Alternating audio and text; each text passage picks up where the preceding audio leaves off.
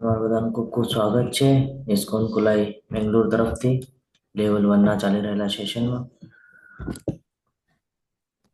આજનો અધ્યાય ખૂબ મહત્વનો છે. આજના અધ્યાયની શરૂઆત કરતા પહેલા શ્રી શ્રી રાધા ગોવિંદજીના ચરણોમાં વંદન કરીને ગુરુ મહારાજના આશીર્વાદની સાથે મંગલાચરણ કરીને અધ્યાયની શરૂઆત કરી. ઓમ અજ્ઞાનતિમિરાન્ધસ્ય જ્ઞાનાંજનશલાકયા ચક્ષુરુન્મિલિतं येन तस्मै श्रीगुरुवे नमः. श्रीचैतन्यमनोभीष्टं स्थापितं येन भूतले स्वयं रूप कदा मह्यं ददाति स्वपदान्तिकम्. वन्देऽहं श्रीगुरु श्रीयुतपदकमलं श्रीगुरुन् वैष्णवांश्च श्रीरूपं साग्रजातं सगुणरघुनाथान्वितं तं सजीवं साद्वैतं सावधूतं परिजनसहितं श्रीकृष्णचैतन्यदेवं श्रीराधान् कृष्णपादान् सगणललिता श्रीविशाखान्वितांश्च हे कृष्ण करुणा सिन्धु दीनबन्धो जगत्पते गोपेश गोपिकान्त राधाकान्त नमोऽस्तुते. तप्त कांचन गौरांगी श्री राधे वृंदावनेश्वरी वृषभानुसुते देवी प्रणमामि हरे प्रिये. वाञ्छाकल्पतरुभ्यश्च कृपा सिन्धुभ्य एव च पतितानां पावनेभ्यो वैष्णवेभ्यो नमो नमः. नमो ओं विष्णुपादाय कृष्णपृष्ठाय भूतले श्रीमते भक्तिवेदान्त स्वामिनिति नामिने नमस्ते सारस्वते देवे गौरवाणी प्रचारिणे निर्विशेष शून्यवादी पाश्चात्यदेशतारिणे जय श्री कृष्ण चैतन्य प्रभु नित्यानंद श्री अद्वैत गदाधर श्रीवासादि गौर भक्त वृंद. हरे कृष्ण कृष्ण कृष्ण हरे हरे हरे राम राम राम हरे हरे. हरे कृष्ण सर. હરે હરે. હરે કૃષ્ણ. ખૂબ સરસ મજાના અધ્યાય ચાલી રહ્યા છે. એમાંથી આજે 12મો અધ્યાય ભક્તિ યોગ. આપણે 3 તબક્કા જોયા છે કે ભગવદ્ ગીતા 18 અધ્યાય 6 અધ્યાયને ડિવાઈડ કરવામાં આવ્યા, જેમાંથી પહેલા 6 અધ્યાય હતા કર્મયોગ, બીજા 6 ભક્તિ યોગ અને ત્રીજા 6 જ્ઞાન યોગ. તો આજે ભક્તિ યોગનો, એમ તો બધા જ અધ્યાય આપણા માટે ભક્તિ યોગ સમાન છે, કારણ કે બધામાં આપણને ભગવાનની સાથે કેવી રીતે જોડાવું તો એનું જ્ઞાન પૂરતું પડી રહ્યું છે આપણને. તો આજે 12મો અધ્યાય ભક્તિ યોગ ખૂબ સરસ એવો આજનો અધ્યાય છે. આજે આપણને જે ઘણા બધા ડાઉટ્સ હોય છે કે ભાઈ ભગવાનની ભક્તિ ઘણી બધી પદ્ધતિઓ છે ભગવાનના શરણમાં રહેવાના, કર્મને સુધારીને, જ્ઞાન લઈને, ધ્યાન કરીને, અષ્ટાંગ યોગ કરીને. તો આમાંથી વધુ શ્રેષ્ઠ કયું છે કે જે આપણી માટે સિમ્પલ પણ હોય કરવા માટે અને આપણે ભગવત પ્રાપ્તિ સહેલાઈથી કરી પણ શકીએ, તો ભગવાન સાથે આપણે જોડાણ સહેલાઈથી કરી શકીએ એવું કયું છે એ જાણવાનો અધ્યાય એટલે ભક્તિ યોગ. ખૂબ સરસ મજાનો અધ્યાય છે. અધ્યાયની ઝાંખી જોઈએ તો અર્જુનજીની પૂછપરછ. અર્જુનજી પણ અહીંયા એ જ ક્વેશ્ચન કરી રહ્યા છે કે કયું સૌથી શ્રેષ્ઠ છે, વ્યક્તિવાદી કે નૈતિકતાવાદી? તો એના વિશેનું જ્ઞાન ભગવાન આગળ આપણને બીજાથી 7મા શ્લોકની અંદર પૂર્ણ કરે છે. વ્યક્તિત્વવાદી વિશે વિરુદ્ધ અવ્યક્તવાદી, જે કૃષ્ણ ભક્તિની સર્વોપરિતા છે કે જેના દ્વારા આપણે ભગવાનના ધામમાં જઈ શકીએ, જેના દ્વારા આપણે ભક્તિમાં દ્રઢ થઈ શકીએ, એ કયો માર્ગ છે એનું આપણને જ્ઞાન મળે છે. પછી ભક્તિના પ્રગતિશીલ તબક્કા એટલે કે કર્મયોગ, જ્ઞાન યોગ, ધ્યાન યોગ, હઠ યોગ, અષ્ટાંગ યોગ, આની વાત થઈ રહી છે. તો આ બધા તબક્કાઓ છે, આને કેવી રીતે આપણે જાણી શકીએ. અને અંતે છે ભગવાન કૃષ્ણને પ્રિય એવા ગુણો, કે કયા ગુણો આપણે અંદર હોવા જોઈએ જે ભગવાનને પ્રસન્ન કરે. તો ભગવાનના પ્રસન્નતા માટે આપણે હંમેશા કાર્યરત રહેવું જોઈએ. તો એ કયા ગુણો છે, કયા ગુણોને આપણે વિકસાવવાના છે, એનું જ્ઞાન આપણને આજના અધ્યાયમાં પ્રાપ્ત થવાનું છે. ખૂબ સરસ મજાનો અધ્યાય છે.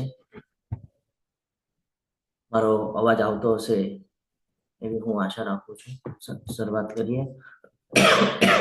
અર્જુન આવે છે. एवं सततयुक्ता ये भक्तास्त्वां पर्युपासते ये चाप्यक्षर अव्यक्तं तेषां के योगवित्तमः. અર્જુને પૂછ્યું, જેઓ સતત આપની ભક્તિમય સેવામાં લાગેલા રહે છે અને જેઓ અવ્યક્ત નિર્વિશેષ બ્રહ્મની ઉપાસના કરે છે, આ બેમાંથી વધારે સિદ્ધ કોને માનવા? અહીંયા અર્જુનજી એક ક્વેશ્ચન કરી રહ્યા છે. શા માટે કરી રહ્યા છે? કોઈને ખબર છે આ ક્વેશ્ચન? હરે કૃષ્ણ. કે અવ્યક્ત નિર્વિશેષ બ્રહ્મની ઉપાસના સારી કે પછી ભક્તિમય સેવા સારી? શું કામ પૂછ્યો આ ક્વેશ્ચન અર્જુનજીએ? હરે કૃષ્ણ પ્રભુજી. હરે કૃષ્ણ, બોલો. અર્જુન જાણતા હતા કે આગળ કલયુગ આવશે અને કલયુગમાં બધા પોતપોતાના મત અને પોતપોતાની ઈચ્છા મુજબ ભગવાનને સમજશે અને ભગવાનને પૂછશે. તો એ ભગવાન સુધી પહોંચવા માટે આપણને બધાને ખબર પડે કે કયો સાચો માર્ગ છે. એના માટે હરી બોલ. હા, જિજ્ઞા માતાજી બોલો. હરે કૃષ્ણ. હરે કૃષ્ણ પ્રભુજી. આમાં અર્જુનજી જે મુખ્ય બે માર્ગ છે, એક સાકાર સ્વરૂપ અને એક નિરાકાર સ્વરૂપ, એ બંનેમાંથી શ્રેષ્ઠ શેની ઉપાસના કરવી છે એ પૂછે છે. ભગવાન પછી એને જણાવે છે એ પ્રમાણે કે નિર્વિશેષવાદી એટલે કે નિરાકારવાદ અને સાકાર એટલે કે જે આપણે બચીએ છીએ સાકાર. હરી બોલ. ખૂબ સરસ. આપણે અધ્યાય 2 ની અંદર 3 તબક્કા જોઈ ગયા. કયા 3 તબક્કા છે, યાદ છે? ભગવાનની અનુભૂતિના 3 તબક્કા. બ્રહ્મ, પરમાત્મા અને ભગવાન. હરી બોલ. ખૂબ સરસ. બ્રહ્મ, પરમાત્મા અને ભગવાન. તો ઘણા બધા લોકો જે ભગવાનનું તેજ છે એની ઉપાસના કરે છે અને બીજા અધ્યાયની અંદર આપણને એ જ્ઞાન પ્રાપ્ત થયું છે કે જીવાત્મા આ ભૌતિક શરીર નથી. જે જીવ છે, જે આત્મા છે, એ આ ભૌતિક શરીર નથી. બંને ડિફરન્ટ પાર્ટ છે. આ શું છે? આધ્યાત્મિક સ્ફુલ્લિંગ છે, એટલે ભગવાનનો અંશ છે. એમ અહીંયા આપણને બીજા અધ્યાયની અંદર જ્ઞાન પ્રાપ્ત થયું છે. અને પછી 7મા અધ્યાયની અંદર એ જ્ઞાન પ્રાપ્ત થયું કે જીવ જે છે એ પરમ પુરુષ પૂર્ણનો અંશ બતાવેલો છે, એટલે કે ભગવાનના આપણે અંશ છીએ. એ જ્ઞાન આપણને 7મા અધ્યાયમાં પ્રાપ્ત થાય છે.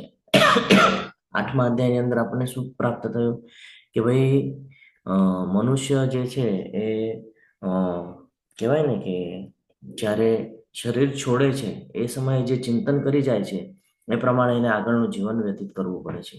એટલે કે આપણે એક કથા લીધેલી હતી જેની અંદર આપણે ભરત મહારાજની કથા દ્વારા સમજવાનો પ્રયત્ન કર્યો કે ભાઈ અંતિમ સમયમાં હરણનું સ્મરણ હતું તો એને હરણ પ્રાપ્ત થયું. તો 8મા અધ્યાયની અંદર આપણને એક ખ્યાલ થયો કે ભાઈ જો ભગવાન કૃષ્ણનું સ્મરણ કરશું ને તો સીધા ભગવાનના ધામમાં જવાનો આપણને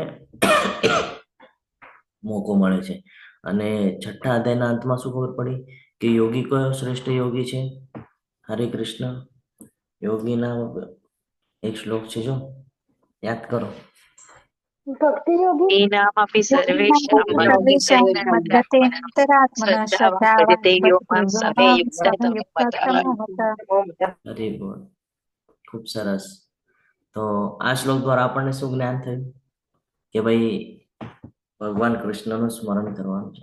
તો જ્યારે આપણે ભગવદ્ ગીતાને સ્ટેપ બાય સ્ટેપ આગળ વધારીએ છીએ ને તો આપણને એક કોમન વર્ડ મળે છે. કયો વર્ડ મળે છે? ભક્તિ.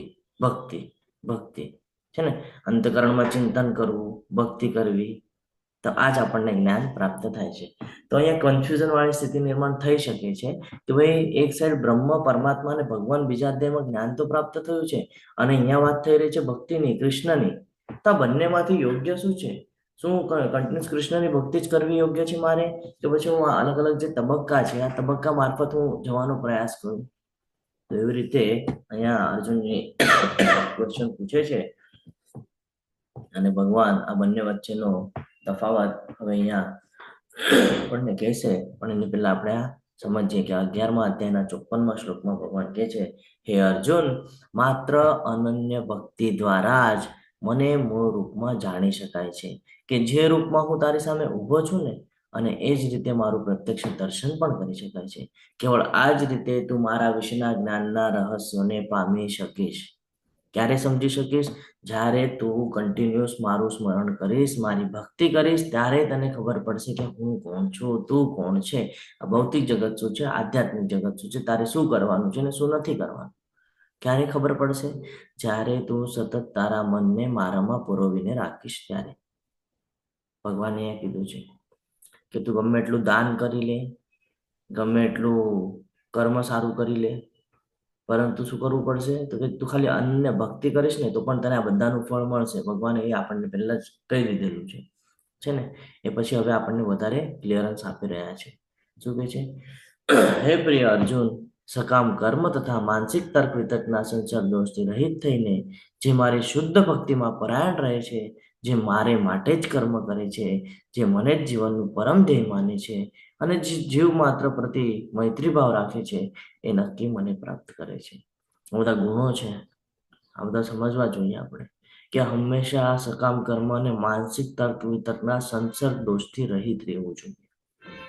કોઈક વાર આપણી સાથે કોઈ સિચ્યુએશન, કોઈ બનાવ એવો બની જાય તો આપણે એવું ન વિચાર કરવો જોઈએ કે મારી સાથે જ આવું શું કામ થાય છે.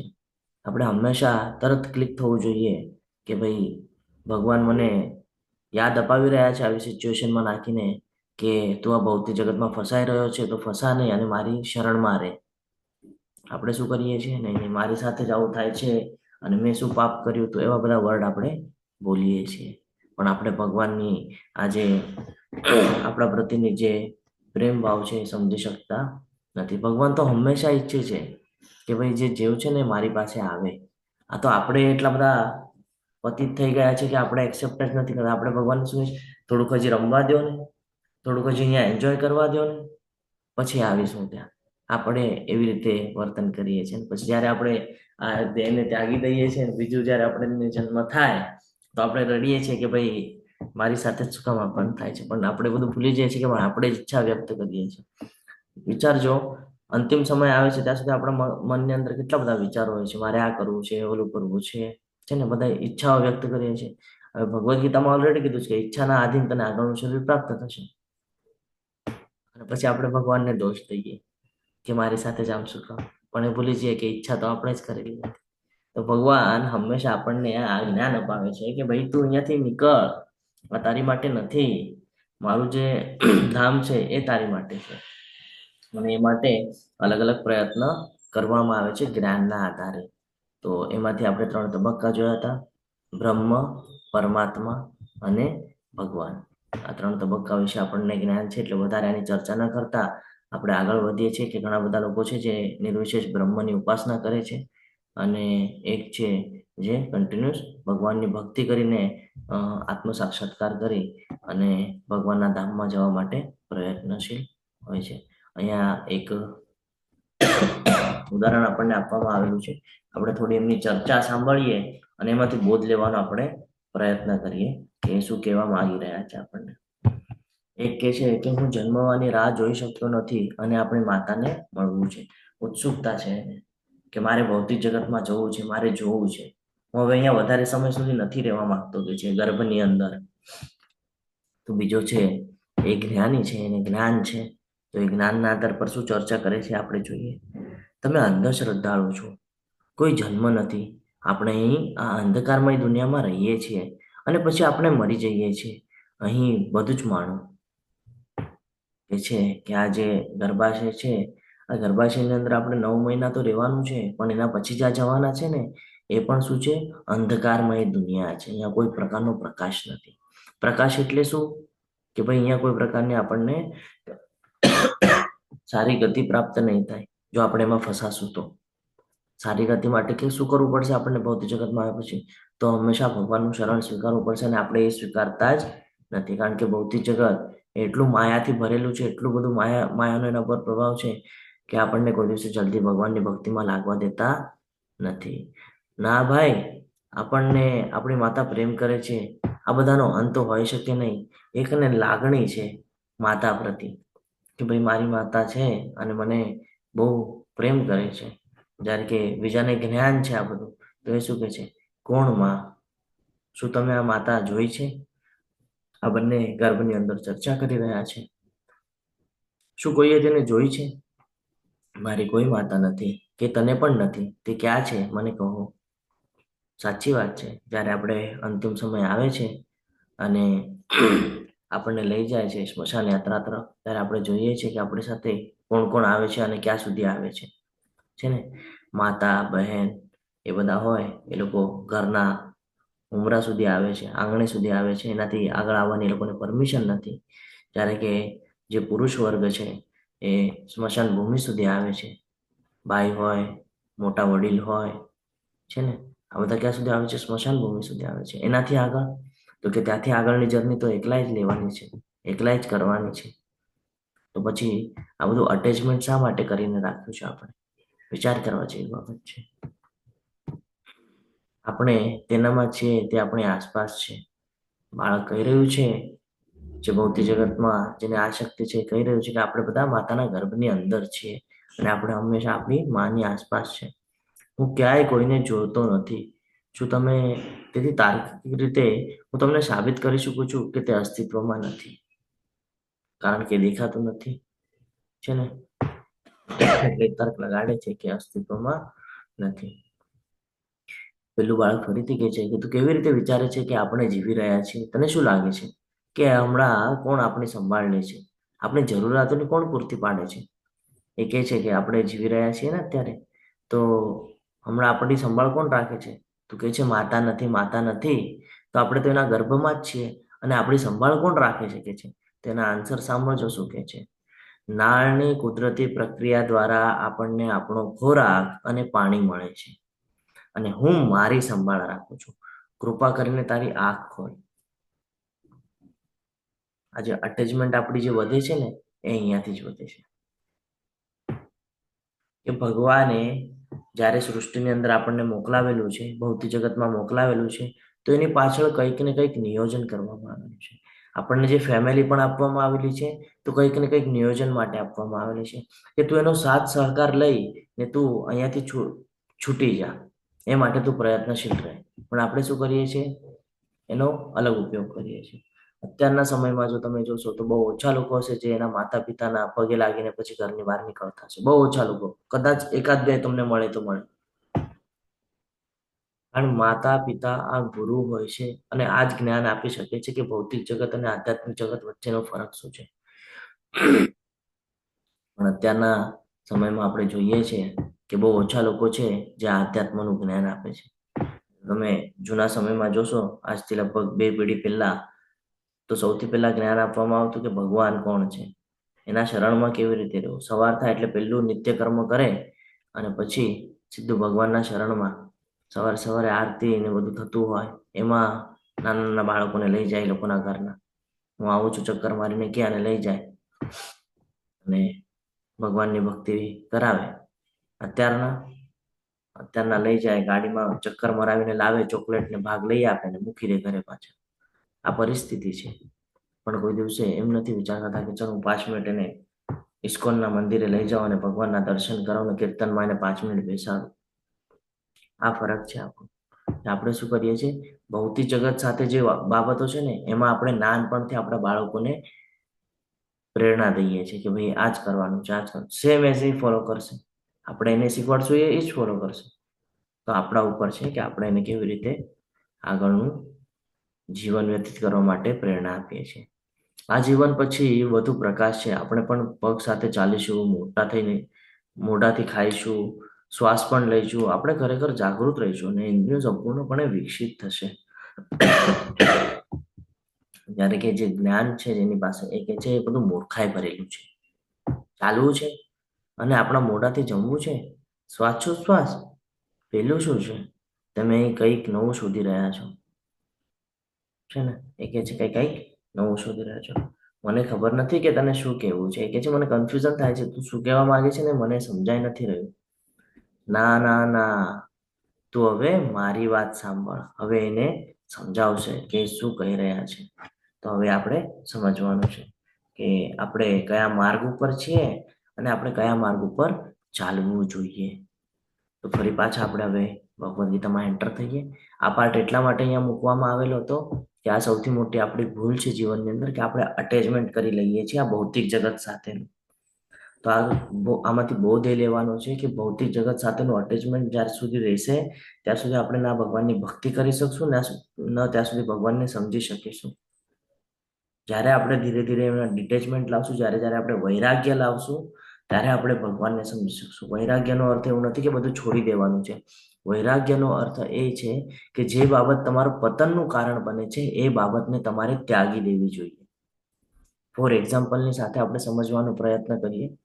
કોઈ વસ્તુ, કોઈ વ્યક્તિ બાબત આપણને જો બહુ આસક્તિ હોય અને આપણને જો ખબર પડે કે આમાંથી મારો ઉદ્ધાર થવાનો નથી, અને એ પછી પણ જો આપણે એની પાછળ ચિંતન, મનન અને સતત પ્રયાસ કરશું તો એ પ્રયાસ અને એ સમય આપણો નિષ્ફળ નીવડશે. કારણ કે પ્રયાસ કરીને પણ આપણે કઈ સફળ થવાના નથી. આપણને જે કહીએ ને સુખ મળશે એ ક્ષણિક સુખ મળશે. જ્યારે કે આપણે એ જ સમય આપણો જો ભક્તિમાં લગાડી દઈશું તો ભગવાને આનાથી પહેલા આજના અધ્યાયોમાં કીધેલું છે. શું કીધેલું છે? તારી પાસે જે છે એનું રક્ષણ પણ કરીશ અને તારા ઈચ્છાની હું પૂર્તિ પણ કરીશ. તો એમ ડાયરેક્ટલી ભગવાન આપણને અહીંયા એ સમજાવે છે કે તને જે જોઈએ છે તું એની પાછળ ન લાગતા, જો તું મારા શરણમાં રહીશ ને તો પણ તને એ બધું મળશે જે તને જોઈએ છે. તો આ સમજવું આપણે બહુ જરૂરી છે અને આ જ બેઝ પર આપણે આગળ વધીએ. ભગવાન આપણને જ્ઞાન આપી રહ્યા છે. શ્રી ભગવાન વાચ મય્યાવેશ મનો યે મામ નિત્ય યુક્તા ઉપાસતે શ્રદ્ધા પરયુપેતાસ્તે મે યુક્તા તમામતઃ.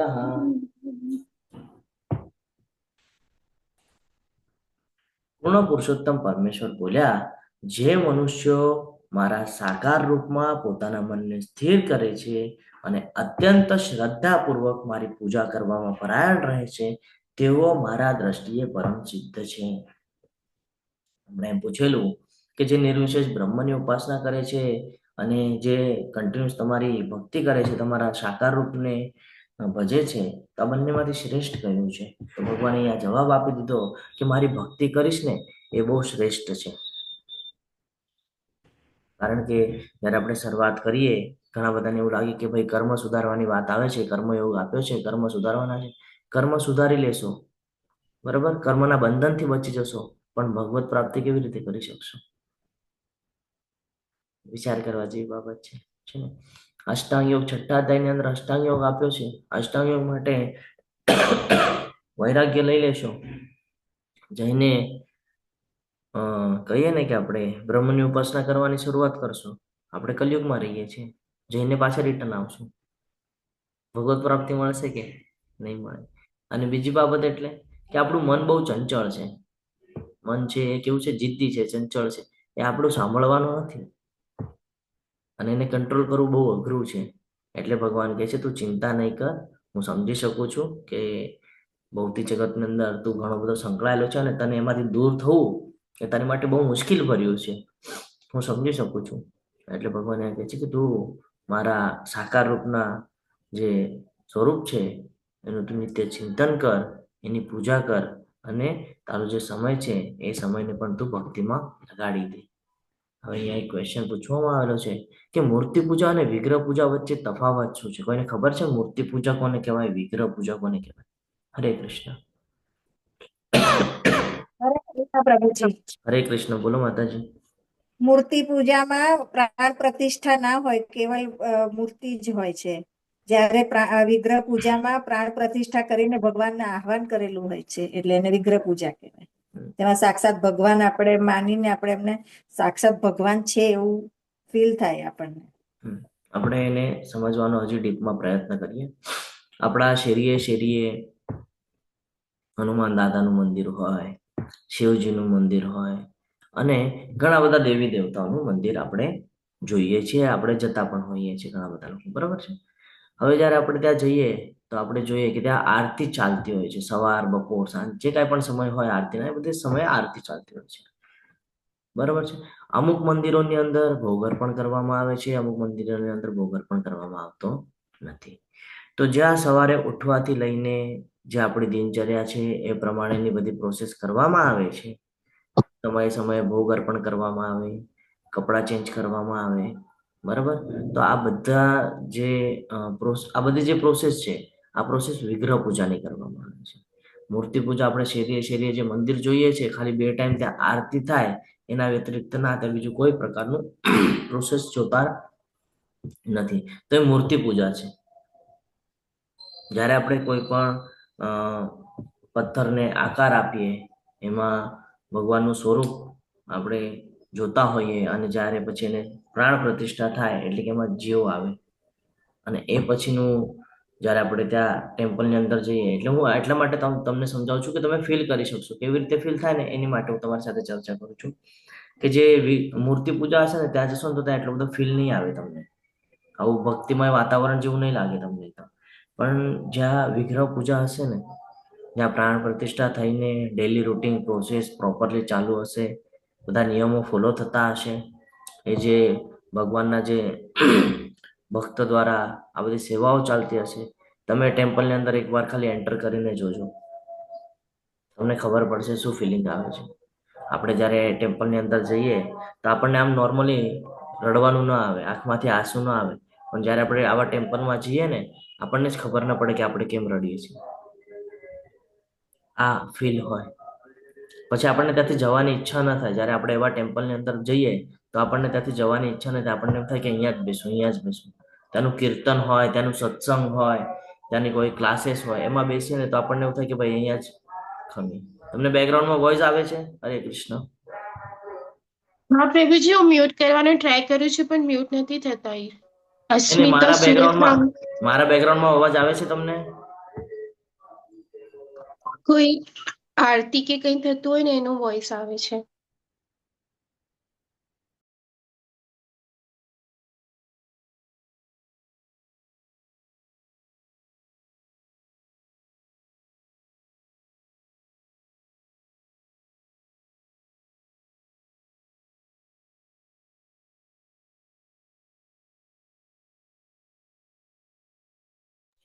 અમારા અહીંયા છે ને પાલખી આવે છે દર વર્ષે, વિઠ્ઠલ રૂકમાઈની. અહીંયા ત્રંબક જાય ને એટલા માટેની પાલખી આવે છે. તો એની વૈષ્ણવ જ છે પણ બધા. તો આ ડિફરન્ટ છે મૂર્તિ પૂજા અને વિગ્રહ પૂજાની અંદર, કે તમને ત્યાં ફીલ આવે. હા ઈલા માતાજી બોલો. હરે કૃષ્ણ. હરે કૃષ્ણ પ્રભુજી, પ્રણામ. પ્રભુજી, લડ્ડુ ગોપાલની જે લોકો સેવા કરતા હોય છે તો એ લોકોને શેમાં માનવા જોઈએ અને એ લોકોને કેવી રીતના સમજાવવા જોઈએ આપણે કે લડ્ડુ ગોપાલની સેવા કરવા માટે આપણે એ નથી?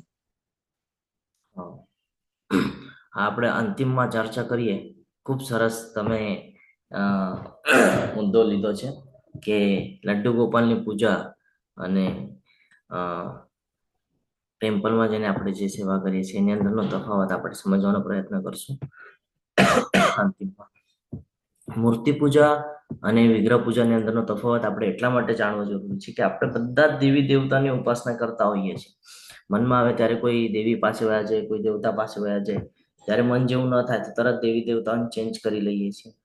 તો સમજવું પડશે કે પાવર ક્યાં વધારે છે, આપણને ફીલ ક્યાં વધારે આવે છે, આપણું વધારે અટેચમેન્ટ, જોડાણ ક્યાં વધારે થાય છે, એ જાણવું જરૂરી છે. જ્યારે તમે કોઈ પણ ઇસ્કોનના ટેમ્પલમાં જશો ને ત્યાં તમને એક અલગ પ્રકારની એનર્જી દેખાશે, અલગ પ્રકારનું ફીલ આવશે. કેમ? કારણ કે ત્યાં વિગ્રહ પૂજા કરવામાં આવે છે અને જ્યાં આવું ફીલ આવે ને એ આપણા માટે મહત્વનું છે.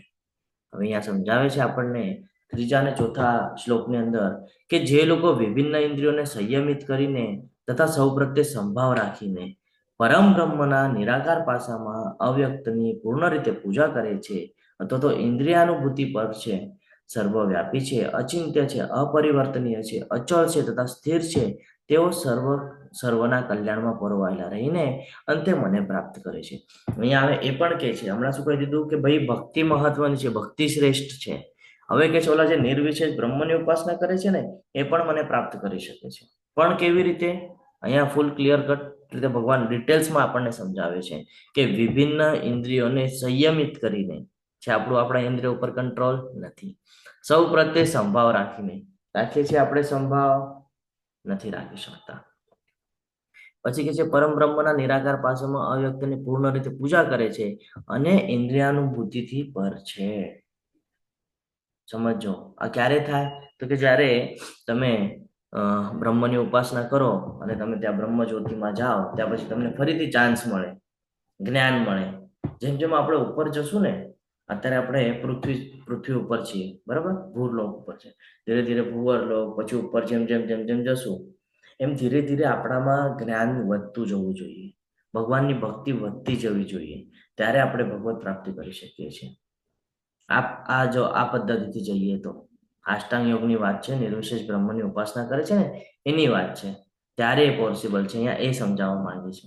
આપણે જો ડાયરેક્ટ એમ કહેશું કે ભાઈ હું સંન્યાસ લઈ લઉં, ઘણા બધા લાગે કે ભાઈ ઇસ્કોન એટલે સંન્યાસ નથી. ઇસ્કોન એટલે આ શીખવાડે છે કે તમે ખોટે ખોટું સંન્યાસ લેવાની જરૂર નથી, પેલા સમજો શું છે. ભગવદ્ ગીતામાં એ જ સમજાવે છે કે ભાઈ તું કેપેબલ જ નથી હમણાં સંન્યાસ લેવા માટે, તું પેલા પોતાના મન ઇન્દ્રિયો ઉપર કંટ્રોલ લાવ. કેવી રીતે લાવ તો કે ભાઈ જ્યાં છે ત્યારે ભક્તિ કર, ધીરે ધીરે કંટ્રોલ આવી જશે. સંન્યાસ લેવાનો છે આ ભૌતિક જગતથી લેવાનો છે, ભૌતિક જગતને છોડવાની વાત છે.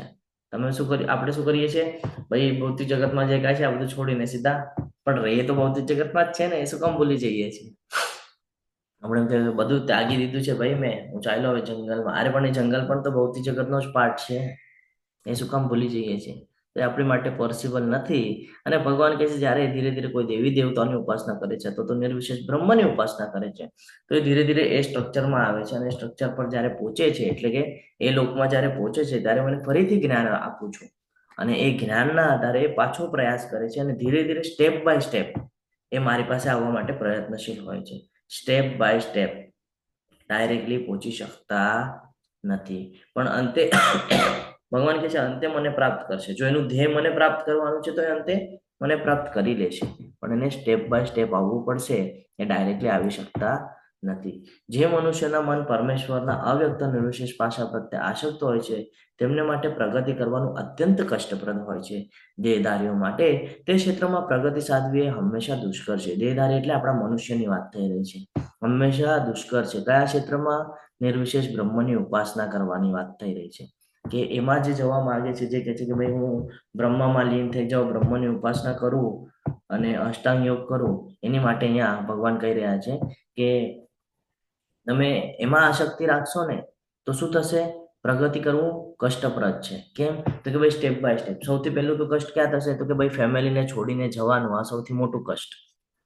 આપતો શોખ્ય બધા સાથે કનેક્ટિંગ છે અને એને છોડવાની વાત કરતા સૌથી પહેલું કષ્ટ ત્યાં. બીજું તો કે ભાઈ જંગલમાં જશું ને તો આજુબાજુનો ભય, તો બીજું દુઃખ ત્યાં થવાનું છે કે ભાઈ કોઈ આવીને કંઈક શિકાર ન કરી લે, એટલે એ પણ એક આપણને કષ્ટપ્રદ કહેવાય. પછી તો કે ભાઈ તપશ્ચર્યા કરવાની છે એક જ જગ્યાએ બેસીને, ઠંડી હોય ગરમી હોય કાંઈ પણ, તો ત્યાં પણ કષ્ટ થશે, તો એ પોસિબલ નથી. એટલે કે આ ક્ષેત્રમાં પ્રગતિ સાધવી હંમેશા દુષ્કર છે, પોસિબલ નથી. ભગવાન એ આપણને સમજાવે છે. તો શું કરી શકાય ભાઈ? શું કરી શકાય? તો ભગવાન કે છે જે મનુષ્યો પોતાના સર્વ કર્મ મારામાં અર્પિત કરીને અવિચળ ભાવે ભક્તિ કરતા રહી મારી સેવામાં લાગેલા રહે અને પોતાના મનને મારામાં સ્થિર કરી નિરંતર મારું ધ્યાન કરે છે, તેમના માટે હે પાર્થ, હું જન્મ મરણ રૂપી સાગરમાંથી તત્કાળ ઉદ્ધાર કરનારો થાઉં છું. શું કહે છે ભગવાન? તો ભાઈ તું આ નિર્વિશેષ બ્રહ્મની ઉપાસના કરીશ ને તો તને સ્ટેપ બાય સ્ટેપ આવવું પડશે ને, તારી માટે બહુ અઘરું છે, પરંતુ હું તને એકદમ સિમ્પલ રસ્તો બતાડું છું.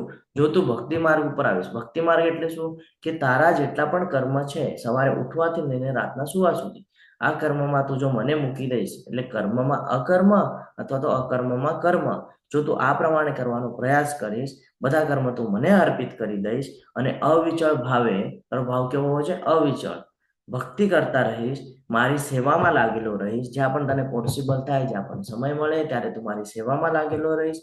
તારું જે મન છે એમાં એને તું ભૌતિક જગતમાં નહીં પણ મારામાં જો સ્થિર કરી રાખીશ અને નિરંતર જો તું મારું ચિંતન અને ધ્યાન કરીશ, તો હે પાર્થ, હું તારું જન્મ મરણ રૂપી સાગરમાંથી તત્કાળ ઉદ્ધાર કરી દઈશ.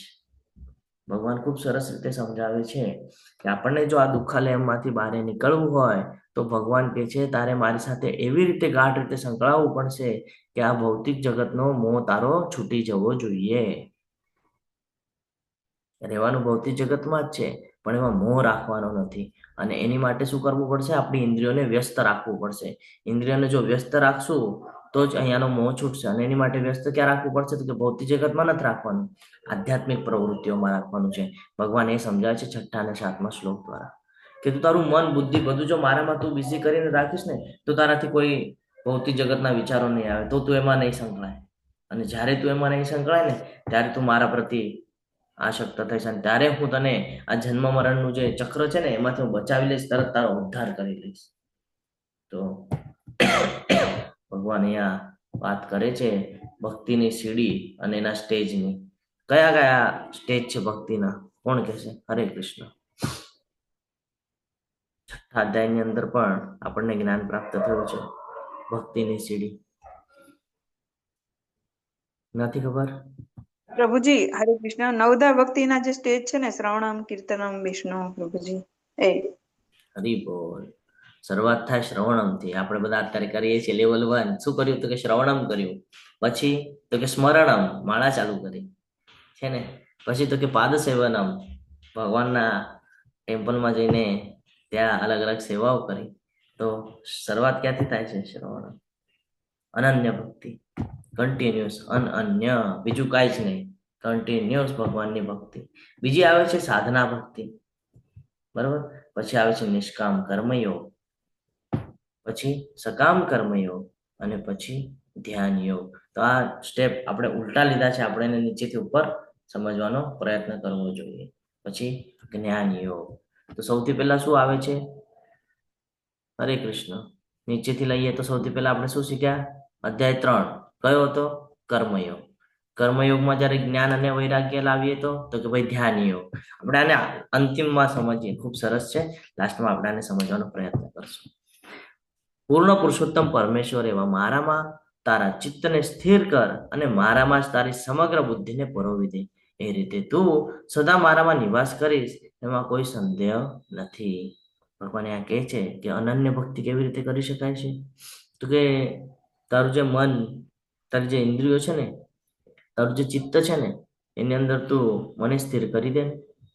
કેવી રીતે સ્થિર કરી શકાય? એકાદા ઉદાહરણ દ્વારા આપણે સમજીએ. કોણ કહેશે કેવી રીતે સ્થિર કરી શકાય? આપણે કેવી રીતે આપણે પળ પળે યાદ કરી શકીએ કે હા ભગવાન છે? હરે કૃષ્ણ. હરે કૃષ્ણ. પ્રભુજી આપણે પ્રભુજી જો શ્લોક છે ને, આપણે પ્રેક્ટિસ કરીએ ને દરરોજ આપણે, તો જ આ શક્ય બને પ્રભુજી. અભ્યાસ એનો તો કોંતે વાળો 6.35.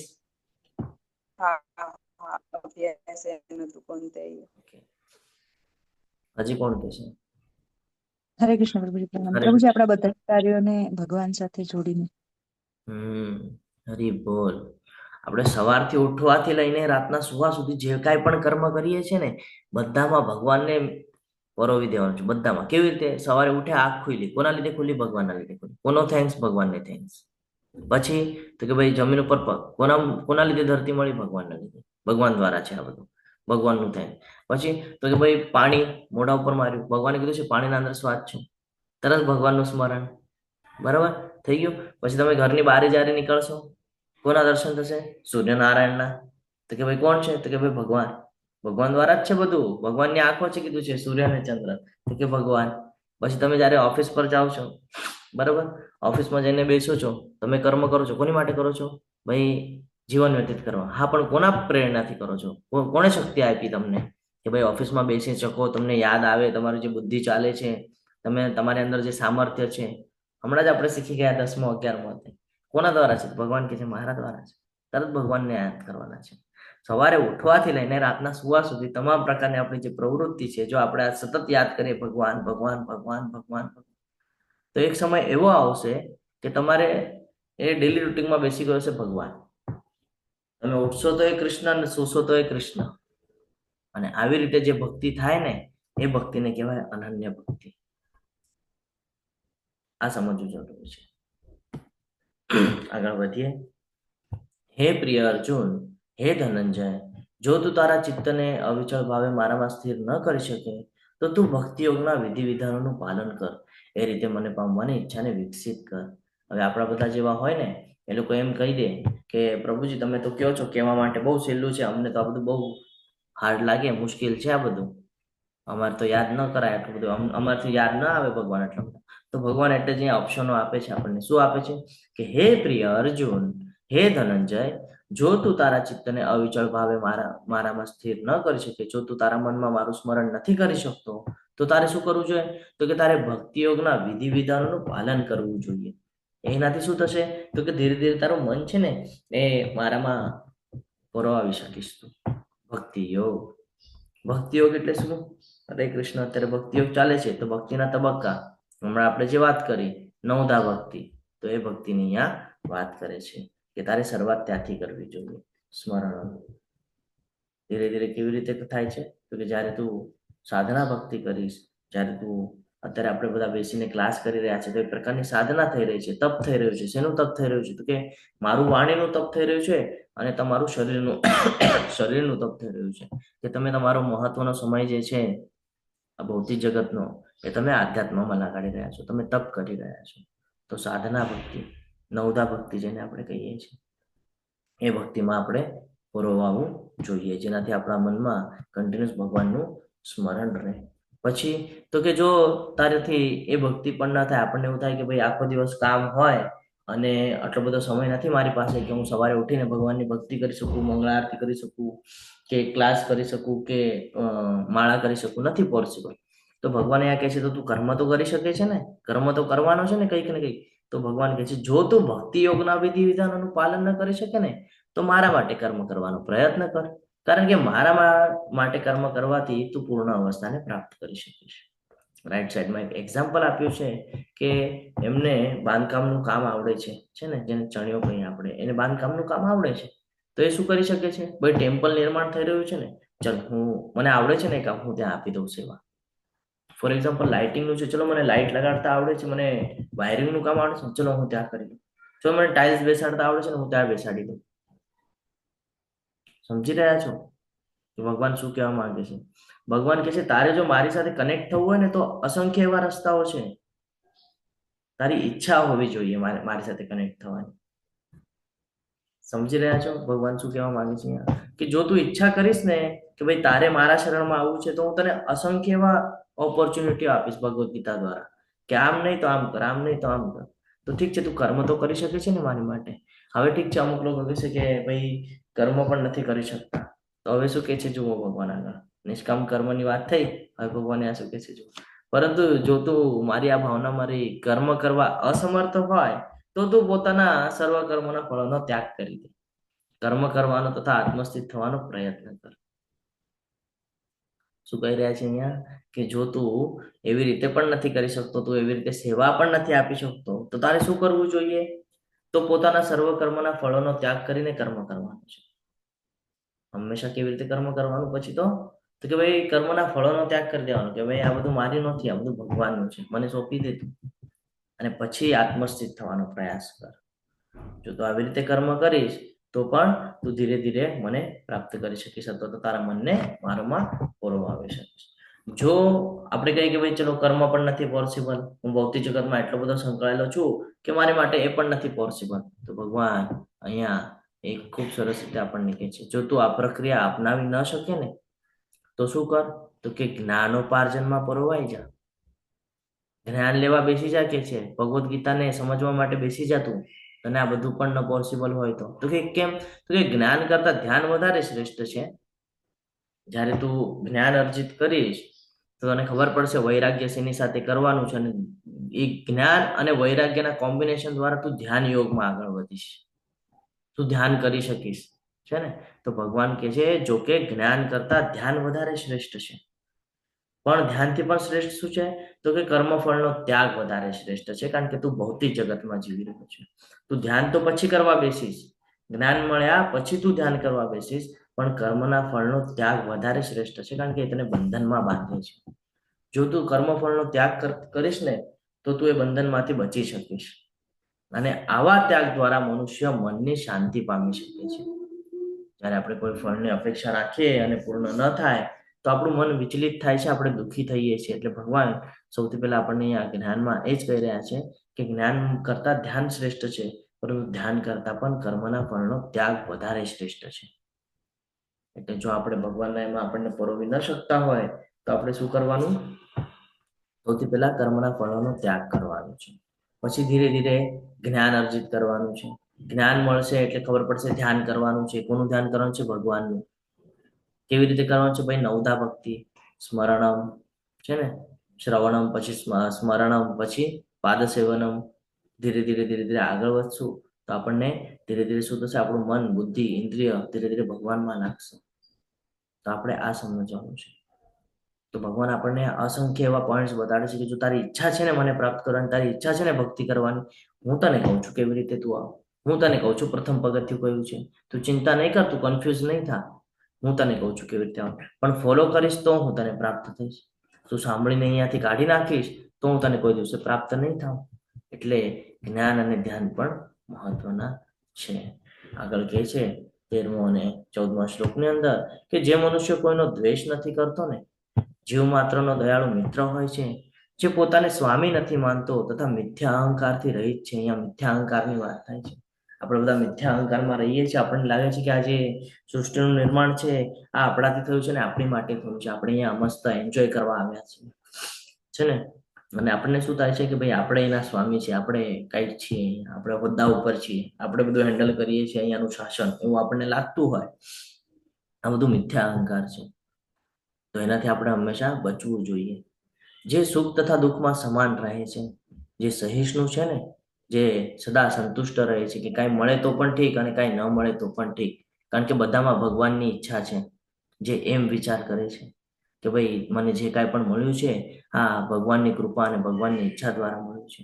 તો મારી પાસે જે હતું એ મારી પાસેથી લઈ લેવામાં આવ્યું છે, કારણ કે એમાં ભગવાનની કંઈક ને કંઈક ઈચ્છા છે એટલે મારી પાસેથી લઈ લેવામાં આવેલું છે. અને એનાથી સંતુષ્ટ રહે કે આ ઠીક છે, મારી પાસે નથી ને વાંધો નહીં. ભગવાનને ખબર છે કે આનાથી હું કદાચ ફસાઈ જઈશ, હું કર્મના બંધનમાં બંધાઈ જઈશ અથવા તો ભૌતિક જગત સાથે સંકળાઈ જઈશ ને, એટલે ભગવાને મારી પાસેથી લઈ લીધું છે. એવી રીતે જો પોતાને સમજાવી શકે જે મનુષ્ય આત્મસંયમી હોય અને સંતુષ્ટ હોય, ત્યારે એ પોતાનું મન શાંત હોય ને ત્યારે યોગ્ય નિર્ણય લઈ શકે, ત્યારે પોતાના મનને ભગવાનમાં સ્થિર કરી શકે. નિશ્ચયપૂર્વક મારામાં મન તથા બુદ્ધિને સ્થિર કરી ભક્તિપરાયણ રહે છે, આવો ભક્ત મને પ્રિય છે. ભગવાન કહે છે કેવો ભક્ત પ્રિય છે? જે કોઈનો દ્વેષ નથી કરતો. આપણે તો અહીંયા કોઈ આપણી સાથે ખોટું કરે તો આપણે તરત રિપ્લાય આપવા બેસી જઈએ કે ભાઈ તે મારી સાથે શું કામ આમ કર્યું. તો કોઈનો દ્વેષ નથી કરતો, દુજા ભાવ નથી કરતો, ઉચ્ચ નીચ નથી રાખતો, બધાને સમાન નજરે જોવે છે. કોઈ દિવસે પોતાને કરતા માનતો નથી. કરતા કોણ છે? ભગવાન છે. આપણે ખાલી અહીંયા નિમિત્ત માત્ર છે. આ આપણને સમજવું પડશે. આગળ વધીએ તો અહીંયા ખબર પડે છે આપણને, અહીંયા ચિત્રકેતુ મહારાજની કથા છે રાઈટ સાઈડમાં. અને અહીંયા જો આપણે જોઈએ તો સુખદેવ ગોસ્વામી છે. આપણે બધાને ખબર છે સનાતન ગોસ્વામી છે. 6 ગોસ્વામીમાંના એક ગોસ્વામી છે. એમણે શું કરેલું આપણને બધાને ખબર છે કે આમ જોવા જાય તો મુસ્લિમ સમાજમાં આવતા હતા, પણ જ્યારે ચૈતન્ય મહાપ્રભુજીના સાનિધ્યમાં આવ્યા તો વૃંદાવનમાં જઈને જે બધી લીલા સ્થળીઓ હતી એને પાછી પ્રગટ કરવાનું કાર્ય એમણે કરેલું હતું. અને ખૂબ સરસ એમના વિશે પણ જ્ઞાન અર્જિત કરવું જોઈએ આપણે. તો 6 ગોસ્વામીના વિશે આપણે કોઈક વાર ભક્તિ વૃક્ષમાં ચર્ચા કરશું. એમાંના એક ગોસ્વામી છે સનાતન ગોસ્વામી. અહીંયા ચિત્રકેતુ મહારાજની કથા મૂકેલી છે. જે કોઈને કષ્ટ આપતો નથી અને જે અન્ય કોઈના કારણે અસ્વસ્થ થતો નથી, જે સુખ તથા દુઃખમાં, ભય તથા ચિંતામાં સંભાવયુક્ત રહે છે, એવો એ ભક્ત મને બહુ પ્રિય છે. અહીંયા બીજો અધ્યાય યાદ અપાવે છે ભગવાન આપણને. બીજા અધ્યાયમાં જ્ઞાન પ્રાપ્ત થયું છે. સ્થિત ધીર મુનિ રુચ્યતે. કોણ છે સ્થિર બુદ્ધિ વાળો? જે છે જે સુખ અને દુઃખને સમાન માને છે એ સ્થિર બુદ્ધિ વાળો છે. અને આવો પુરુષ ભગવાનના સાનિધ્યમાં રહી શકે છે. તો ફરીથી અહીંયા ભગવાન આપણને એ જ કહે છે કે મને એવો જ વ્યક્તિ પ્રિય છે કે જે કોઈને કષ્ટ નથી આપતો. ભલે અન્યના કારણે મને કષ્ટ થાય પણ હું કોઈને કષ્ટ ન આપું. એ અસ્વસ્થ નથી થતો કે ભાઈ મને કોઈક, અહીંયા રાઈટ સાઈડમાં એક કથા છે, આપણે એના દ્વારા સમજવાનો પ્રયત્ન કરીએ. ચિત્રકેતુ મહારાજની કથા છે. આપણે જ્યારે ચિત્રકેતુ મહારાજની અડધી કથા આપણે પહેલા લઈ ચૂક્યા છીએ, એનાથી આગળની કથા હું તમારી સાથે થોડીક એવી શેર કરીશ કે પછી જ્યારે બાળક વિશે એમને ખબર પડે છે કે ભાઈ આ બધું મોહ માયા છે, અને પછી વૈરાગ્ય લે છે અને પછી નામ લે છે, તો શંકર્ષણનું નામ એમને મળે છે, ભગવાનનું નામ સ્મરણ કરે છે, ભગવાનની પ્રાપ્તિ કરે છે અને દેવલોકમાં જાય છે. તો દેવલોકમાં જ્યારે જાય છે ત્યાં શિવ અને પાર્વતી બેઠા છે, એ લોકો ત્યાં ભાગવતમની એની ચર્ચા કરે છે. થોડુંક આમ કહીએ ને આપણે મસ્કરીયું મજાકિયું જેવું થઈ જાય છે અને પાર્વતીજીને ક્રોધ ચડે છે અને એને શ્રાપ આપી દે છે. તો શ્રાપ આપી દે તો આપણે કેવું કરીએ? શ્રાપ આપીએ તો આપણે ગુસ્સે થઈએ ને, આપણને કોઈ કાંઈ બોલી જાય તો એને પણ એક્સેપ્ટ કરી લે છે કે આમાં પણ ભગવાનની જ ઈચ્છા છે, દૈવી યોજના જ હશે કંઈક ને કંઈક, એક્સેપ્ટ કરી લે છે. તો આ જે સ્વભાવ છે ને, આ સ્વભાવ આપણે અંદર હોવો જોઈએ કે કોઈ આપણને કાલ સવારે કંઈક બોલી દે ને, ઓકે ઠીક છે, વાંધો નહીં, કોઈ દિવસે એને રિપ્લાય આપતા નથી, પોતે કહીએ ને કે વિચલિત થતા નથી. આપણને તરત ક્રોધ છે, હે મને કેમ શું કામ આમ બોલ્યા, મને આવું નહીં બોલવાનું, તરત ક્રોધિત, તરત રિપ્લાય. તો આ સ્વભાવ બહુ હાનિકારક છે આપણી માટે. આનાથી આપણું લોહી પણ ઉકળે, આપણને ગુસ્સો આવે, એનાથી આપણે કર્મના બંધનમાં બંધાય. ક્રોધાત ભવતિ સમોહા, સમોહા સ્મૃતિ વિભ્રમ, સ્મૃતિ ભ્રંશાત બુદ્ધિનાશો, બુદ્ધિનાશાત પ્રણશ્યતિ. બરાબર? તો આ આપણને હંમેશા જ્ઞાન રહેવું જોઈએ. તો કોઈ દિવસે ક્રોધ ના આવવો જોઈએ. કોઈ દિવસે કોઈ આપણને કાંઈ બોલે તો આપણે એમાં શાંતિ રાખવાની છે. સુખ અને દુઃખમાં, ભય અને ચિંતામાં સંભાવયુક્ત હોય છે. ખબર છે સુખ પછી દુઃખ આવવાનું છે, અને દુઃખ છે તો દુઃખ પછી સુખ આવવાનું જ છે. કુંતી મહારાણીની જ્યારે તમે સ્તુતિઓ જોશો તો એમાં કુંતીજી એમ કહે છે કે ભાઈ મારા જીવનમાં દુઃખ આવ્યું ને એ બહુ સારું છે. દ્રૌપદીજી પણ ઘણી વાર એમ કહે છે કે ભાઈ મારા જીવનમાં દુઃખ આવે ને એ મારી માટે બહુ સારું છે. શું કામ? તો કે ભાઈ ભગવાનનું સ્મરણ રહે ને એની માટે. તો હંમેશા દુઃખ આવે ને તો યાદ કરવાનું છે કે ભાઈ ભગવાન ઈચ્છે છે કે હું સાનિધ્યમાં રહું ભગવાનના, એટલા માટે મારા જીવનમાં દુઃખ આવે છે. અને ભય અને ચિંતામાંથી હંમેશા સંભાવયુક્ત રહેવાનું છે. ભય અને ચિંતામાંથી હંમેશા આપણે ન્યુટ્રલ રહેવાનો પ્રયત્ન કરવાનો છે. કારણ કે આપણે બધા ભગવાનના અંશ છીએ, તો ભય રાખવાનો નથી. ભય ખાલી શેનાથી રાખવાનો છે? કર્મના બંધનથી રાખવાનો છે. જો કોઈ ખોટું કર્મ આપણે કરી જશું, નથી થઈ ગયું, ચાલ તો આપણે જો ભય રાખશું તો આપણે કર્મના બંધનમાં બંધાયા કરશું. ચિંતા રાખશું તો ચિંતા એ ચિત્તા સમાન છે, આપણને બધાને ખબર છે. તો આ સમજવું બહુ જરૂરી છે કે ભગવાનને કેવો ભક્ત પ્રિય છે? જે કોઈને કષ્ટ નથી આપતો, જે અન્ય કોઈના કારણે અસ્વસ્થ થતો નથી. કોઈની સાથે કોઈ ખરાબ બાબત કરે તો એમાં અસ્વસ્થ થતો નથી. જે સુખ હોય, દુઃખ હોય, ભય હોય કે ચિંતા હોય, આ બધામાં જે સંભાવયુક્ત રહે છે ને, એવો ભક્ત ભગવાન કહે છે મને પ્રિય છે. તો ચિત્રકેતુ મહારાજની કથા આપણે લીધી કે એમને એક્સેપ્ટ કર્યું, પછી એમને અસુરોનીમાં જવાનો અવસર મળ્યો અને ત્યાં પણ એમણે ભગવાનની ભક્તિ કરી અને પાછા એ ભગવત ધામમાં પધાર્યા. આગળ વધીએ તો અહીંયા ખૂબ સરસ એવી કથા છે સુદામાજી અને ભગવાન શ્રી કૃષ્ણની. જે ભક્ત પ્રવૃત્તિઓના સામાન્ય ઘટનાક્રમ પર અવલંબિત રહેતો નથી, જે પવિત્ર છે, નિપુણ છે, ચિંતા રહિત છે તથા સમસ્ત દુઃખોથી મુક્ત છે અને કોઈ ફળ માટે પ્રયાસ કરતો નથી, તે મને અત્યંત પ્રિય છે. કથા લાંબી છે, આપણે એને શોર્ટમાં લઈશું કે ખૂબ ગરીબ હતા અને એમની પત્ની જ્યારે એમને ફોર્સફુલી મોકલાવે છે કે તમારા ફ્રેન્ડ પાસે જાઓ અને એમની પાસે કંઈક મદદ માગો, ત્યારે ત્યાં પહોંચે પણ છે, રાજમહેલની અંદર બેઠા પણ છે, તો પણ એક શબ્દથી બોલતા નથી કે હું શેની માટે આવ્યો છું, હું હેલ્પ માંગવા આવ્યો છું. એક શબ્દ પણ નથી ઉચ્ચારણ કરતા છે ને, ખાલી કે છે હું મળવા આવ્યો. એક શબ્દ પણ ઉચ્ચારણ કરતા નથી. પણ ભગવાનને બધું ખબર છે. ભગવાન તરત જ શું આપે છે રિપ્લાયમાં આપણને બધાને ખબર છે. તો ભગવાનને આવા ભક્ત પ્રિય છે કે કાંઈ અપેક્ષા નથી રાખતા. આપણે હોઈએ તો તરત ભગવાનના ટેમ્પલમાં જઈને પેલું આપણે કંઈક માંગી લે, ભગવાન મને આ જોઈએ છે, અપાવજો ને. તો ભગવાન એ જ કહે છે કે તું જે માગે છે ને હું તને આપી તો દઈશ, પણ એ તારા માટે નુકસાનકારક છે, કારણ કે બધું ભૌતિક જગતનું છે, એ તારા માટે કઈ કામનું નથી. પણ તું જીદ કરે છે કે હું તને અપાવું છું. પછી આપણને અપાવી દે એટલે આપણે ભગવાનને ભૂલી જઈએ કે ભાઈ મળી ગયો ને, હવે વાંધો. પછી એ ભગવાન આપણા ફેવરેટ, પછી આપણે કૃષ્ણ કૃષ્ણ કરીએ. તો આમ નથી કરવાનું. આપણે ક્યારે કરવાનું છે કે મને કાંઈ નથી જોઈતી, મને ખાલી તમારી સેવા કરવાનો અવસર જોઈએ છે, મને કન્ટિન્યુઅસ તમારી ભક્તિ મળી રહે ને એનો અવસર જોઈએ છે, મને બીજું કાંઈ નથી જોઈતું. આ હંમેશા માગવું જોઈએ ભગવાન પાસે. અને ભગવાન આપે પણ છે. જ્યારે તમે ભગવાનની સાથે, ઘણા બધા લોકોને એવું થાય કે ભગવાન આપણી સાથે વાત કરે છે. ભગવાન આપણી સાથે વાત, જ્યારે તમે તમારી ઈચ્છા વ્યક્ત કરો કે તમારી સાથે મારો લાઈવ એક્સપિરિયન્સ પણ લાસ્ટમાં શેર કરીશ કે આવી આવી સિચ્યુએશન છે, હવે આમાંથી મને રસ્તો બતાડો, તો ભગવાન એ પણ માર્ગ બતાડી દેશે આપણને. વિધિન અ સેકન્ડની અંદર, મિનિટ પણ નથી લગાડતા, સેકન્ડમાં આન્સર મળી જાય છે. તો ભગવાન કે છે આવા ભક્ત મને પ્રિય છે, જે કદી હર્ષ પામતો નથી, કે કદી શોક કરતો નથી, જે પશ્ચાતાપ કરતો નથી, કે કશું ઈચ્છતો નથી, અને જે શુભ તથા અશુભ બંને વસ્તુઓનો પરિત્યાગ કરે છે, તે ભક્ત અત્યંત મને પ્રિય હોય છે. રાઈટ સાઈડમાં ઉદાહરણ છે પ્રહલાદ મહારાજનું, કે કોઈ દિવસે શોક નથી કરતા. એની સાથે કેટલી બધી એવી ઘટનાઓ થઈ કે ભગવાનનું સ્મરણ ન કરી શકે, પરંતુ એ કોઈ દિવસે ના પશ્ચાતાપ કર્યો, ના શોક કર્યો, ના કોઈ દિવસે હર્ષ પામ્યા. હંમેશા ભગવાનના ભક્તિમાં, એ ભગવાનના સાનિધ્યમાં રહ્યા હંમેશા. તો આ આપણને સમજવું જરૂરી છે. Just a minute.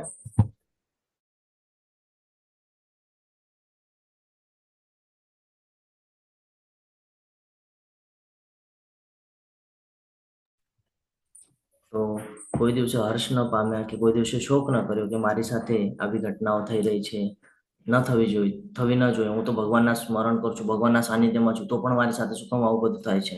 કરે છે કોઈ દિવસે? નહીં. કન્ટિન્યુઅસ ભગવાનનું સ્મરણ ચાલુ છે. એની સાથે કેવું કેવું નથી કરવામાં આવતું, આપણને બધાને ખબર છે. તેલ ઉકાળવામાં આવે છે, એમાં મૂકવામાં આવે છે, ઉપરથી ફેંકી દેવામાં આવે છે. એક ઓરડીની અંદર સાપ મૂકેલા છે, અને એ ઝેરીલા સાપોની વચ્ચે એને મૂકી દેવામાં આવે છે. કોઈ દિવસે એમાં વિચલિત થતા નથી, શુભ અશુભ બંને વસ્તુઓનો પરિત્યાગ કરે છે.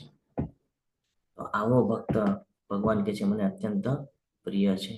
હવે આગળ કે છે, જે અહીંયા અમરીશ મહારાજની કથા છે, આપણને બધાની કથા ખબર છે, એકાદશીની જે પારણાની કથા છે, આપણને બધાને ખબર છે અંતિમ શું થાય છે. તો એ કથાના બેસ પર આ શ્લોક અહીંયા સમજવાનો પ્રયત્ન કરીએ આપણે. જે શત્રુઓ તથા મિત્ર સાથે સમાન વર્તે છે, જે માન તથા અપમાનમાં, ઠંડી તથા ગરમીમાં, સુખ તથા દુઃખમાં, કીર્તિ તથા અપકીર્તિમાં સંભાવયુક્ત રહે છે, ન્યુટ્રલ રહેવાની વાત છે. ભગવાન કે છે વિચલિત જ નથી થવાનું. તમારા મનને તમારે એવી રીતે બનાવી દેવાનું છે ને, કે આ બધાનો અસર તમારા ઉપર થાય નહીં. કોઈ શત્રુ તમારી સાથે ખરાબ કરે તો પણ તમારે ચિંતિત નથી થવાનું. કોઈ મિત્ર છે તો પણ તમારે વધારે એમાં મિક્સઅપ નથી થવાનું, છે ને. કોઈ માન આપે તો પણ વધારે ફૂલાઈ નથી જવાનું, કોઈ અપમાન કરે તો પછી વિચલિત નથી થવાનું. જેમ આપણે ઠંડી અને ગરમીમાં જેવી રીતે જીવન વ્યતીત કરીએ છીએ, કે બહુ ઠંડી આવી જાય તો પણ એમાં આપણે જીવન વ્યતીત કરીએ છીએ, ને બહુ ગરમી પડે તો એમાં પણ આપણે જીવન વ્યતીત કરીએ છીએ. આપણે કોઈ દિવસ એમ કહે છે ને ભાઈ ઠંડીના 4 મહિના મને નહીં ફાવે, અથવા તો ગરમીના 4 મહિના હું નહીં એડજસ્ટ કરું. કરીએ છીએ ને? કરીએ જ છે. જીવન છે, જીવવું પડે છે. સુખ અને દુઃખ આવે છે જીવનમાં, જીવવું પડે છે. ના પાડીએ છીએ કે ભાઈ મારા જીવનમાં દુઃખ આવવું જ ન જોઈએ, દરેક ના આવવાનું છે. ભક્ત હશે તો પણ આવશે, અને અભક્ત હશે તો પણ આવશે. રૂલ્સ છે, રૂલ્સ ચાલવાનો જ છે, કોઈ એનાથી બચી શકવાનું નથી. એટલે ભગવાન આ ન્યુટ્રલ બનાવી રહ્યા છે આપણને, કે આ જે સિસ્ટમ છે, આ સિસ્ટમને કોઈ બદલી નથી શકવાનું. આ નિયતિ છે, એનું સમયે બધું ઓલું કરવાનું જ છે. બદલવાનું આપણે પોતાને છે, એના અકોર્ડિંગ. એટલે કે છે પરિવર્તન સંસારનો નિયમ છે. શું કામ? પરિવર્તન લાવવું પડે છે. શું પરિવર્તન? આ જ પરિવર્તન લાવવું પડે છે, કે તમે એ નથી બદલી શકતા, તમારે તમને પોતાને બદલવું પડશે. તો કે સુખ હોય કે દુઃખ હોય, એમાં ન્યુટ્રલ રહેવાનું છે. કીર્તિ અને અપકીર્તિમાં સંભાવયુક્ત રહેવાનું છે. જે દુસંગથી સદા અળગો રહે છે ને, ખરાબ બાબત હોય જે તમને કર્મના બંધનમાં બાંધે, અથવા તો ભૌતિક જગતમાં જે તમને ખેંચી લાવે ને, એનાથી હંમેશા અળગા, એટલે હંમેશા એનાથી દૂર રહેવાનું છે. સદા મૌન ધારણ કરવાનું. મૌન ધારણ કરવાનો અર્થ એ છે કે ક્યાં કેટલું બોલવાનું છે એનું આપણને જ્ઞાન હોવું જોઈએ. આપણે અમુક જગ્યાએ ન બોલવા જેવી બાબતોની ચર્ચા કરતા હોઈએ છીએ. હવે આપણે સમજો ક્લાસ પૂરા થયા અને ઓફિસે જશું, તો અહીંયાની ગોસિપ, ત્યાંની ગોસિપ, આપણે એમાં આપણો સમય વ્યતીત કરી નાખીએ છીએ. તો ભગવાન એ કહે છે એનાથી તું કર્મના બંધનમાં બંધાય છે, એનાથી તારી ઈર્ષા ભાવ વ્યક્ત થાય છે, કે તું બીજા પ્રત્યે ઈર્ષા કરે છે ચર્ચા કરીને. તું કર્મના બંધનમાં બંધાય છે, એટલે તું મૌન રહેવાનો પ્રયત્ન કર. જો તારાથી મારું નામ નથી લેવાતું ને, ચિંતા નહીં કર, પણ તું મૌન રહેવાનો પ્રયત્ન કર. જો તું આવી રીતે નહીં રહે, અને જો તું ગોસિપ્સ કર્યા કરીશ, તો તું શું કરીશ? હંમેશા કર્મના બંધનમાં બંધાય છે. એટલે કે જે સદા મૌન ધારણ કરે છે, તથા મળે તે વસ્તુથી સંતુષ્ટ રહે છે. જે પણ મળે, જેટલું પણ મળે, સંતુષ્ટ રહેવાનું છે. ભાઈ હા ઠીક છે, કારણ ભગવાને બધાને જન્મ આપ્યો છે, બધાને બધી વસ્તુ ભગવાન પૂરી પાડે છે. શેરીમાં ફરતા જે શ્વાન છે, જે કૂતરા છે, એને પણ ભગવાન અન્ન પૂર્ણ પાડે છે. ને આપણે મનુષ્ય જાતિ છે, આપણને પણ ભગવાન અન્ન પૂર્ણ પાડે છે. નથી એ ભૂખ્યા રહેતા, કે નથી આપણે ભૂખ્યા રહેતા. સમજવાનો પ્રયત્ન કરજો અહીંયા. કે નથી એ પ્રાણી ભૂખ્યા રહેતા, નથી આ પ્રાણી એટલે મનુષ્ય પ્રાણી ભૂખ્યું રહેતું. ભગવાને બધાની વ્યવસ્થા કરીને રાખેલી છે. એટલે હંમેશા જે મળે એનાથી સંતુષ્ટ રહેવાનું છે. જ્યારે આપણે એમ વિચાર કરીએ છીએ કે ગાડી લઈ લો, બંગલા લઈ લો, પૈસા બધું કમાઈ લઉં, તો એનાથી આપણે વિચલિત થઈએ છીએ ને કર્મના બંધનોમાં બંધાઈએ છીએ. કારણ કે જ્યારે આપણે અચીવ કરવા માટે છે ને એને કે એના પ્રકારે આપણે પ્રયત્ન કરતા હોય છે, અને પ્રયત્નની અંદર આપણે એવા બધા કામ કરીએ છીએ કે જે આપણને કર્મના બંધનમાં બાંધે છે. જે નિવાસ માટે ઘરની પરવા કરતો નથી. ઘણા બધા લોકો હોય એને એવું લાગે કે ભાઈ મને હવે આ ઘર ઓછું પડે છે, મારે હવે મોટું મકાન બાંધવું જોઈએ, તો રહેવા માટે 4 દિવાલ ઇનફ છે. આપણાથી જે નીચેના લોકો છે, નીચેના ઇન સેન્સ કે જે ગરીબ લોકો છે ને, તમે એને કોઈ દિવસે જોજો, નાના નાના બિચારાઓના ઝોપડી જેવું હોય છે ને, એની અંદર 5-5, 6-6 લોકો એક સાથે રહેતા હોય છે. જીવે છે ને એ પણ તો જીવન વ્યતીત કરે છે ને, આપણે પણ કરીએ છીએ. તો આ બધો મોહ શું કામ રાખવાનો? આપણે આ મોહ જ આપણને કર્મના બંધનમાં બાંધે છે. એટલા માટે કહે છે કે જે નિવાસ માટે ઘરની પરવા કરતો નથી, જે જ્ઞાનમાં હંમેશા દ્રઢ રહે છે. જ્ઞાન તો હંમેશા અર્જિત કરવું જોઈએ. આપણી સાથે ઘણા બધા એવા ડિવોટીસ છે જે કન્ટિન્યુઅસ જ્યારથી આ ભગવદ્ ગીતાના ક્લાસ શરૂઆત થયા ને ત્યારથી જોડાય છે, આજ સુધી જોડાઈ રહ્યા છે, અને ભવિષ્યમાં પણ આપણને દેખાશે. શું કામ? જ્ઞાન સતત મળતું રહે, કન્ટિન્યુઅસ. એવું નથી કે આજે તમે ક્લાસ કરી રહ્યા છો આનંદ સાગર ગોવિંદ પ્રભુજીના, નેક્સ્ટ બેચમાં આનંદ સાગર ગોવિંદ પ્રભુજી જ હશે, પણ અલગ રીતે સમજાવતા હશે, સેમ રીતે નહીં સમજાવતા હોય. એના માટે જ્ઞાન જરૂરી છે. એટલે આ બહુ મહત્વનું છે કે હંમેશા જ્યાં ભગવાનની ચર્ચા થતી હોય ને ત્યાં આપણે ઉપસ્થિત રહેવાનું છે. શું થશે? ધીરે ધીરે જ્ઞાનમાં વધારો થશે, અને જ્ઞાનના આધારે આપણે ભગવાનનું ધ્યાન કરી શકશું, ભગવાનને સમજી શકશું, અને ભગવાનના સાનિધ્યમાં રહી શકશું. કારણ કે ભગવાનને આવો જ મનુષ્ય અત્યંત પ્રિય છે. આગળ વધીએ. હું કથા નથી લેતો કારણ કે કથા આપણને સર્વને જ્ઞાત છે.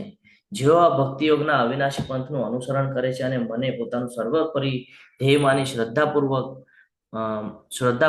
પૂર્ણ રીતે મારામાં પરાયણ રહે છે, તેવા ભક્તો મને અતિશય પ્રિય છે. ભગવાન કહે છે કે ભક્તિ યોગના અવિનાશી પંથનું અનુસરણ કરે છે, હંમેશા ગોત્યા કરે કે ક્યાં મને ભગવાનની સેવા કરવા મળે છે, ક્યાં મને ભગવાનની ભક્તિ કરવા મળે છે. બિલ્વ મંગલ ઠાકુરની આ કથા છે, આપણને બધાને ખબર છે. કથા આપણે ચર્ચા કરેલી છે. આ કથાના આધાર ઉપર આ શ્લોક સમજવો જરૂરી છે કે હંમેશા ધ્યેય શું છે? પોતાની આંખો ફોડી નાખે છે. શું કામ? તો કે ભાઈ આ જ છે જે મને ભૌતિક જગતમાં બાંધી રાખે છે, અને મારું ધ્યેય છે, ધ્યેયથી ભટકાવે છે મને. એટલે શું કરે છે? તરત જે બાબત એને ખેંચે છે ને ભૌતિક જગતમાં, તરત એનો નાશ કરી નાખે છે કે ભાઈ ભૌતિક જોઈશ તો હું ભૌતિક જગતમાં ફસાઈશ, ને જોવું જ નથી એટલે હું ભગવાનનું સ્મરણ કરી શકું. તો કે જે ભક્તિ યોગના અવિનાશી પંથનું અનુસરણ આપણે પણ એવી રીતે કરવું જોઈએ કે સવારે ઉઠવાથી રાતના સુધી જ્યાં પણ પોસિબિલિટી હોય ત્યાં ભગવાનની સાથે કનેક્ટ થઈ જવાનું છે. અને ધ્યેય શું છે? તો કે ભાઈ આ દુઃખાલયમાંથી બચવું, ભગવાનના ધામમાં જવું, ભગવાનનું જે સનાતન ધામ છે એ ધામમાં જવું, આ આપણું ધ્યેય હોવું જોઈએ. ભગવાનની સેવા કરવી, ભગવાનના પ્રસન્નતા માટે કર્મ કરવા, આ આપણી માટે ઇમ્પોર્ટન્ટ હોવું જોઈએ. તો ભગવાન કહે છે જે શ્રદ્ધાપૂર્વક પૂર્ણ રીતે મારામાં પરાયણ રહે છે ને તેવો ભક્ત મને અતિશય પ્રિય હોય છે. એવી રીતે અહીંયા આપણને જ્ઞાન મળી રહ્યું છે, અને આજનો અધ્યાય અહીંયા પૂર્ણ થઈ રહ્યો છે. હું આશા રાખું છું કે ભક્તિ યોગનો આ મહત્વનો અધ્યાય આપણને બધાને ખૂબ સારી રીતે સમજાણું હશે, અને ભક્તિમાં આપણે બધા પણ હવે દ્રઢ નિશ્ચયપૂર્વક આગળ વધવાનો પ્રયાસ કરશું. આ સાથે હું મારી વાણીને અહીંયા વિરામ આપું છું.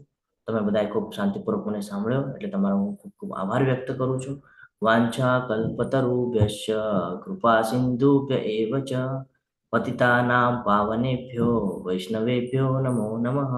અનંત કોટી વૈષ્ણવ વૃંદ की जय, भगवद गीता की जय, श्रील प्रभुपाद की जय, सद्गुरुदेव की जय. हरे कृष्ण कृष्ण कृष्ण हरे हरे, हरे राम हरे राम राम राम राम हरे राम हरे. हरे हरे. हरे कृष्ण. दंडवत प्रणाम सर्वांने.